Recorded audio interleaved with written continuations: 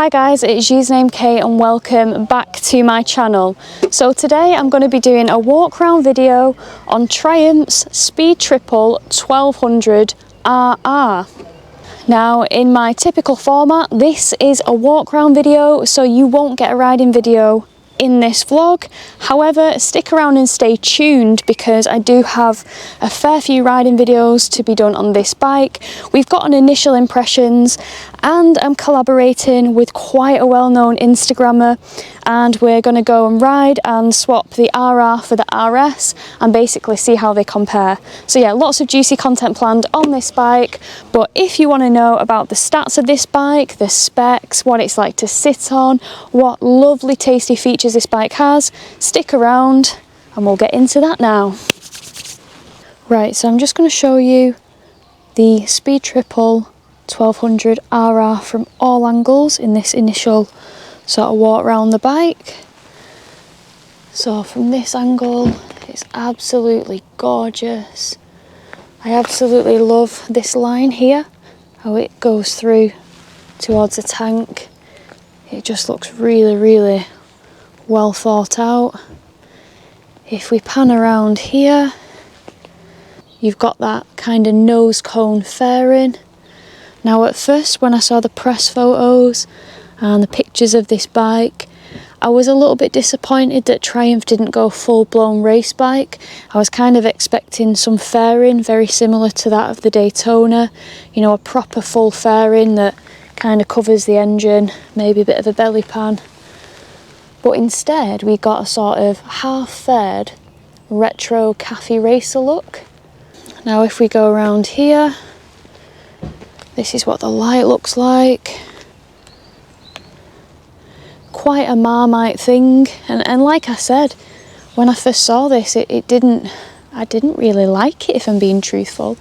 But the more I see it on my drive and in my garage, I just think that aesthetically they've got all the angles so right with this bike visually.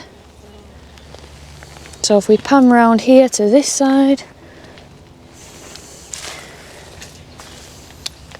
now we haven't got the benefit of the sun, it's very shaded from this angle, but you just get an idea of what it looks like here. And then we're going to walk round, get an angle of it from the back. I think it's got the world's most over-engineered, extremely long sort of reg holder. I wanted to say tail tidy, but it's not very tidy for a tail as far as they go. And then if we have a look over the top,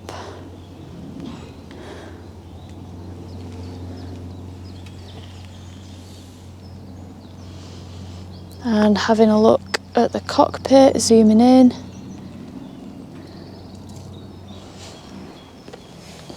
that is what it looks like. Right, so colours and prices of this bike. This is the colour Crystal White Storm Grey, and for this colour option this bike is £17,950. So if you look under here, you've got that lovely sort of black underneath with the gold pinstripe, which just ties in really nicely to the tank. And then you have a continuation of it around here where the front fairing is. They do another colour option which is Red Hopper Storm Grey. That bike retails for £18,250, and I will pop a picture of the bike on the screen just so you can see what that colour option looks like. Right guys, moving on to the engine. So you have the exact same engine that's in the RS. It is an inline triple engine. It's technically an 1160cc, but for the namesake, you know, we all just say 1200. And this engine, very much the same as the RS, produces 177 brake horsepower or 180 PS. and it produces a whopping 125 Newton meters of torque, which is good going if you ask me. If we look at the exhaust, it shares the exact same exhaust as the RS. So you've got the headers, the 3-into-1. Aesthetically, I don't think the exhaust is very offensive, but I do think it would look a lot sexier if it had something proper on there. Right, so arguably one of the best features, or sort of highly anticipated features on this bike, is the suspension that this bike has got. So with the RS, you did have the Öhlins, but it wasn't electronic. So what you have here, you've got the Öhlins 43mm fully adjustable upside down forks, and it utilises that Smart EC 2.0 electronically adjustable semi-active suspension, which you can see here. One of the sort of big criticisms of the RS is that from factory the suspension is just way too harsh. But I'm looking forward to getting on this bike and actually trying out the different modes, the comfort, the normal, the track, and just seeing how well that semi-active electronic suspension works. Moving on to the rear suspension, again, this is probably one of the trickiest rear suspensions that I've seen in quite a while. Let's have a look from this angle. Try and get in close for you guys. So if we look here, again, you've got Öhlins monoshock rear suspension unit with linkage, and it's just something else that. So if we look at the brakes, we have 320mm twin discs, floating discs at that, and then we have the Brembo Stylema monoblock calipers. If we have a look around the back, sometimes with bikes you get a proper strong caliper at the front, a really good brand, and then you have something with sort of a lesser reputation at the back. Not on this bike. Again, you've got Brembo calipers, they're 2-pot calipers, and then you've got a 220mm diameter rear disc as well. I do love that single-sided swing arm. So a few other random specs. Fuel tank, you've got a 15.5 litre fuel tank. The seat height of this bike, relatively tall, 830mm. Again, anything past 820 and I start to get a bit like, oh, it's going to be a bit tall. And then the weight of this bike, the weight is really impressive. It is 198 kilograms, or 199 depending on where exactly you look on the Triumph website. But yeah, we'll go with the lesser, we'll go with 198 kilograms. That is pretty light. And then another little fact about this bike, you do have the Pirelli Diablo Supercorsas, Supercorsa SPs to be specific. Right, moving on to electronics. So the dash, we've got a full TFT 5-inch display. So let's have a look at that dash. Just switch it on. Here, that fuel pump prime.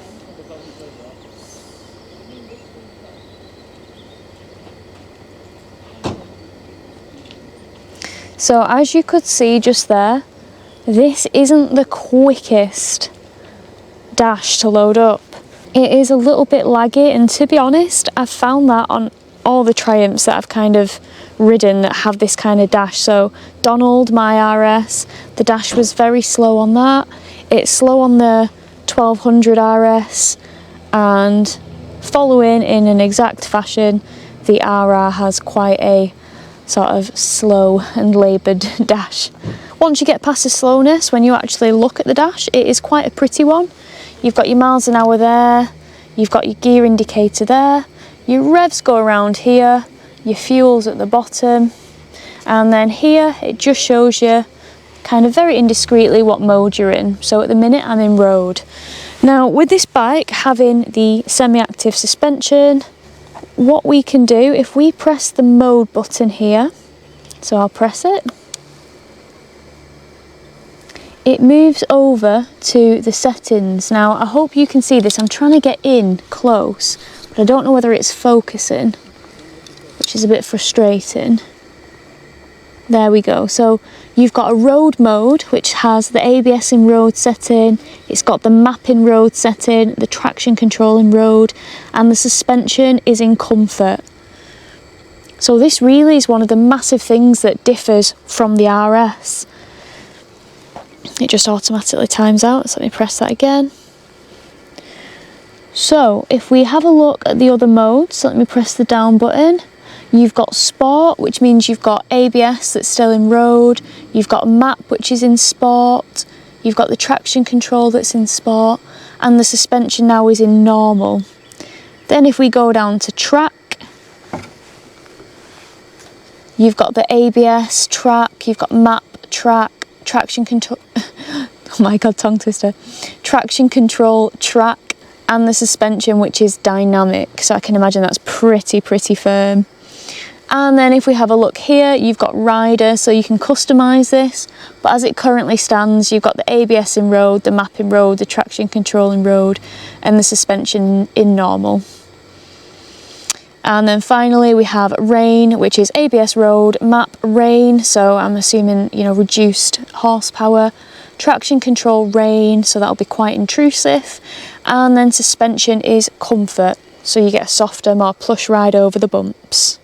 Okay, so if we click this little tick button here, so you just push that in, it brings you onto this screen. So you've got different things along here. You've got display, you have brightness, theme, language, units, time and date, shift indicator, and rider name, so that when you switch this bike on, it'll say your name. Then if you go down, this is where you get the motorbike icon, where you can have a look at the riding aids, the suspension, the coolant, warnings, service and settings. So let's just go up to rider aids, see what that's all about. So you can customise the ABS, it's currently in road, you can customise the map, you can customise the traction control, you can customise the suspension. If we look at suspension here, again you can fine tune the front firmness, you can fine tune the rear firmness, brake support, or you can just select the mode and let it basically do what it thinks is right for that certain mode. So like I said, you've got road, you have comfort suspension, and then you've got track, which is dynamic, so you can let the bike choose what you want, or you can really go into this detail and customise it. If we go over here, journey, so you've got trip, you've got lap timer, you've got fuel status, and then if we go down again, you've got the universal Bluetooth icon. So if you go across here, you can have navigation on here, you can have music, you can connect your phone, text, man, I don't know whether I'd want to be fannying around with my text while I'm riding, but hey ho. GoPro, you can control that from the bike, which I think is crazy, and intercom as well. Now I don't know actually whether this Bluetooth connectivity comes with the RR as standard, so in the bottom corner I'm just going to attach a little note, sort of post editing, just so that you guys can know if it comes with this. And that's what you're getting when you pay your good chunk of close to 18 grand when you get this. Okay, so I think I've touched on the dash all right. I'm gonna switch it off.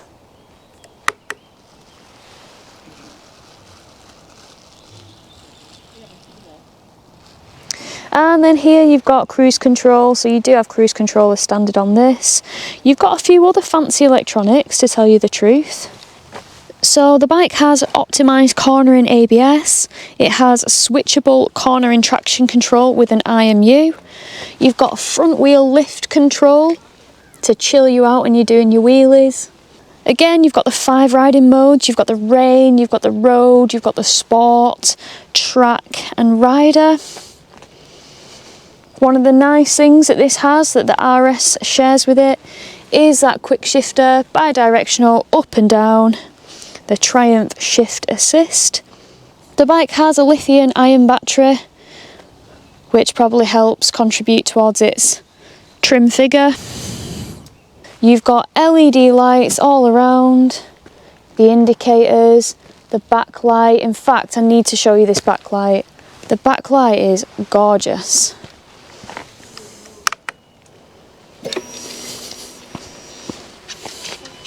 Look at that. It just looks so slick. So yeah, you've got the lovely LED light there. You've got the indicators that are a mile away. Definitely would need to get tail tidy. If we have a look here, the indicators are in a nice place, just there. And then you've got the LED light on the front.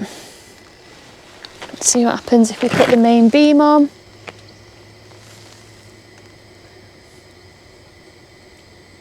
So that's main beam, that's without. The indicators do self-cancel, you'll be happy to know most here. And the bike is fully keyless, so there is no nothing or anything like that. And this is what the keys look like. The keys are quite a chunk, so you do have to have that on your person, so they fit in my pocket. Right guys, moving on to the seat height of this bike, 830mm. So as you guys know, I am a 5'4" individual with a 29-inch inseam, and to be quite honest, this bike is a little bit on the tall side for me. So this is what it's like.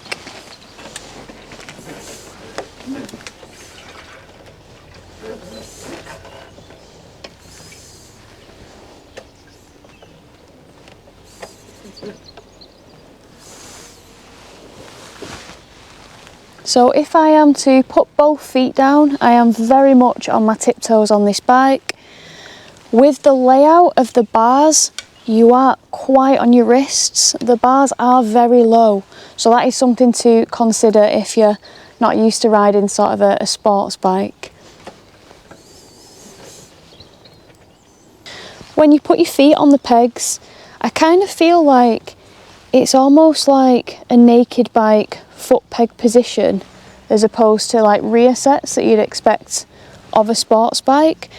So even though the bottom is kind of neutral, up top you really are kind of leant forward. So you guys know that I'm not too fussed about having both feet down. At lights it doesn't bother me all that much, so if I am stopping I do tend to just sort of have a flat foot. I can flat foot it if my weight's just shifted over a little bit.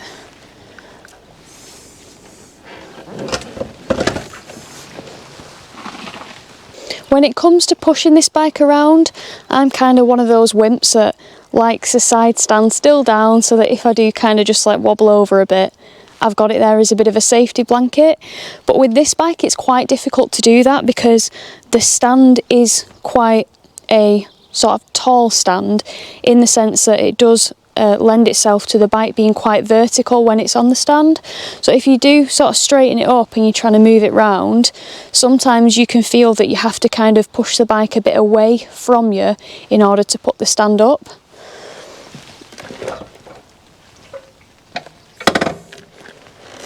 But at 198 kilograms, it isn't that difficult to push round.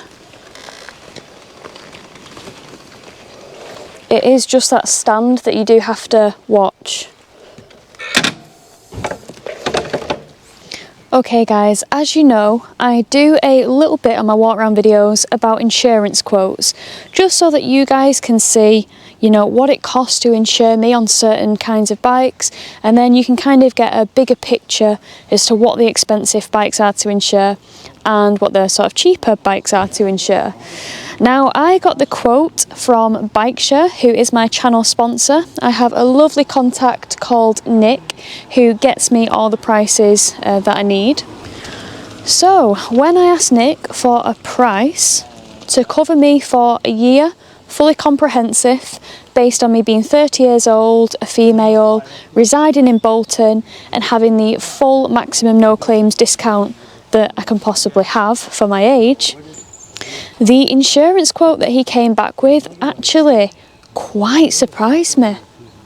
How much do you guys think? I'm going to give you a couple seconds just to let me know what you think it's going to be.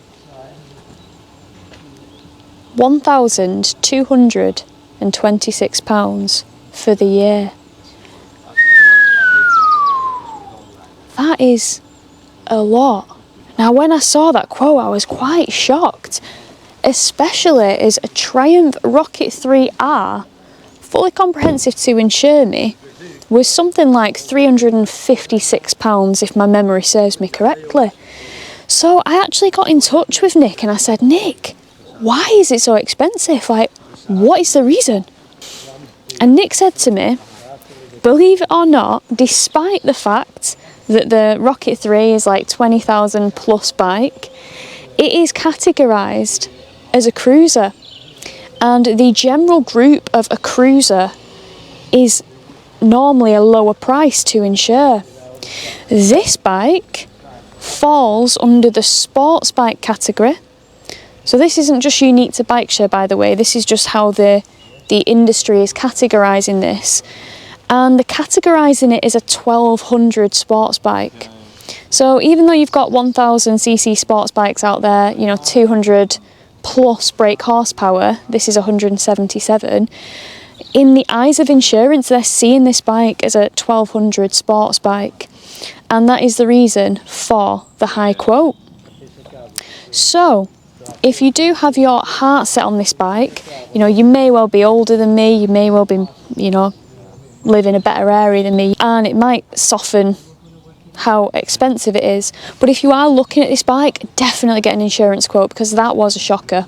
So again, before I sort of move on from this category of my walk round, thank you so much BikeShare for one, insuring all my bikes, and also for sponsoring my channel. Without BikeShare, I would not be able to get the videos pumped out twice weekly and do what I do. So I'm extremely grateful. If you guys are in the market for insurance and you're looking, if you look in the video link below, there will be the contact number to get hold of BikeShare, and also there'll be a website on there as well which you can click on if you want to get more information. Right guys, so that is the end of my walk around video. I just want to summarise what I think about this bike. So it's definitely a grower, not a shower, in my opinion. It grows on you. At first you're a bit like, you know, it's not quite what I was expecting, but when you see it in the flesh and you look at it more and more, it actually becomes really, really beautiful. And I have had a lot of other people think that way as well, so it isn't just me. I love the fact that it shares that same engine as the RS. Admittedly, I'm not much of a clip-ons girl. I like my upright bars, I like my neutral riding positions. When it comes to drop bars like this that are quite low, I do normally struggle, so I will see how I get on. People that ride sports bikes all the time, I'm sure this will just be like a drop in the ocean, but for me, I'm a little bit nervous. And I just think there are some absolutely gorgeous touches on this bike. The bits of carbon which I didn't point out, but you can see them glistening in the sunshine. The electronic suspension. The bike has so many trick bits and really tasty bits, and you look around it and it does just kind of ooze quality and high finish.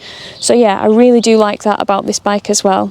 Okay, well thank you guys for watching, I really appreciate it. If you haven't subscribed, please consider hitting that subscribe button. It really helps my channel, it helps me continue doing this, so it's always welcomed. Any likes, comments, brilliant. I do have a Patreon, so if you guys are interested in subscribing and supporting me there, the link is in the video description. No obligation though, you can carry on watching my videos on YouTube for free, and yeah, if you just like, subscribe, it all helps. Okay, until the next time guys, take care, see you all soon.